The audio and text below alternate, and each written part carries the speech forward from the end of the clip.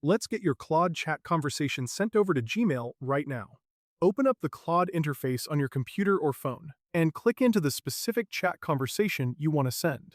Look at the bottom of the screen, right next to the text input box, or check the top right corner depending on your screen layout, and locate the button that says Share. When you click that Share button, a small menu pops up with a button that says Copy Link. Go ahead and click that to copy the direct URL to your clipboard. Now, there is a major trade-off you need to know about before sending this. When you share a Claude conversation link, it acts as a public snapshot of that exact moment. The recipient will be able to read everything you and Claude said up to this point, but they will not see any new messages you add to the chat after creating the link.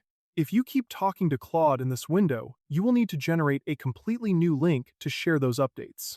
With the link copied, pull up your web browser or open the Gmail app on your device. Click on the Compose button in the top left corner to open a blank email template.